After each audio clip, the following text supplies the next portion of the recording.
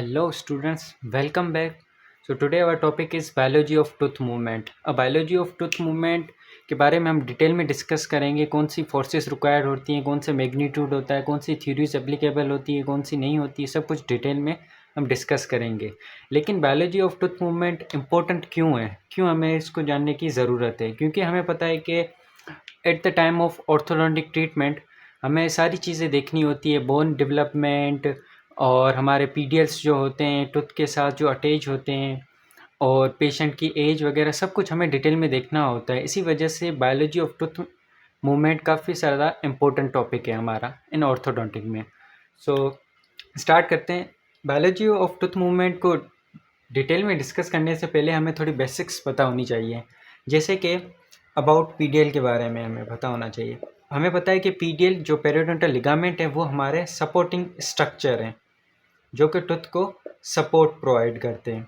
अब यहाँ पे हमारे पास ये एक टूथ है और ये जो रेड रेड है हमारे पास ये पीडियल है, पीडियल लिगामेंट, और इसमें हमारे फाइबर्स होते हैं। ठीक हो गया। और ये जो है हमारे पास एल्विलर बोन है, एल्विलर बोन है जो जिसकी ये लेयर है हमारे पास लेमिना ड्यूरा, और जो कि पोरस है, और ये जो हमारे लिगामेंट्स होते हैं। अब यहाँ पे जो बिटवीन हमारा एल्विलर बोन और जो पीडियल लिगामेंट है हमारे, इनके बीच में जो स्पेस होता है वो होता है 0.5 mm स्पेस, जो कि नॉर्मल होता है हमारे पास। ठीक हो गया।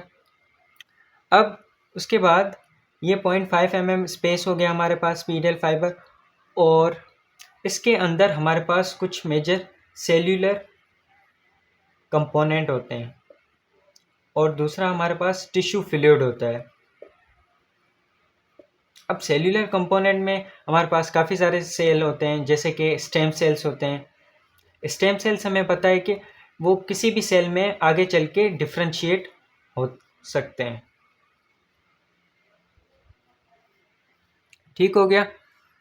यहाँ पे हमारे पास ब्लड वेसल्स भी होती हैं जो कि हमारे न्यूट्रिएंट्स प्रोवाइड करते हैं, और हमारे पास नर्व फाइबर्स भी होती हैं। ठीक हो गया। अब जो ये हमारे पास सेल्यूलर कंपोनेंट और जो टिश्यू फ्लूइड है, ये दोनों इम्पोर्टेंट रोल प्ले करते हैं इन द टूथ मूवमेंट में हमारे पास।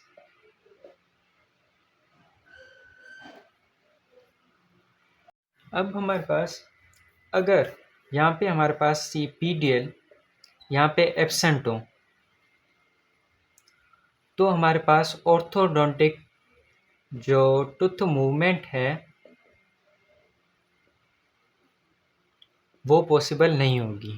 क्योंकि समटाइम्स फॉर सपोज़ अगर हमारे पास कोई केस आता है आरसीटी ट्रीटेड टूथ, तो जो वो टूथ होगा वो हमारे पास वो कुछ टाइम के बाद एनकाइलोसिस हो जाती है उस टूथ की।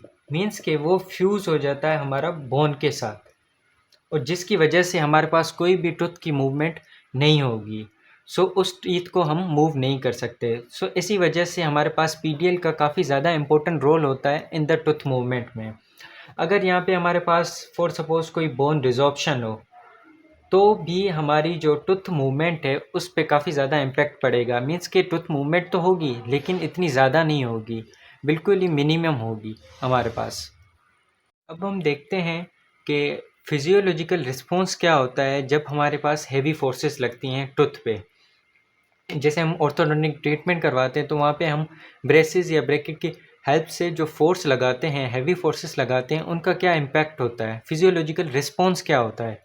सो if there is heavy forces less than 1 second, अगर हमारे पास कोई हैवी फोर्स है लेस देन 1 सेकेंड, तो क्या होगा, जो पीडियल फ्लूइड है हमारे पास, जो यहाँ पे पीडियल फ्लूइड होता है, पीडियल फाइबर्स और पीडियल स्पेस में जो पीडियल फ्लूइड होगा वो क्या होगा, कंप्रेस नहीं होगा, क्योंकि बिल्कुल ही कम टाइम है हमारे पास, लेस देन 1 सेकेंड।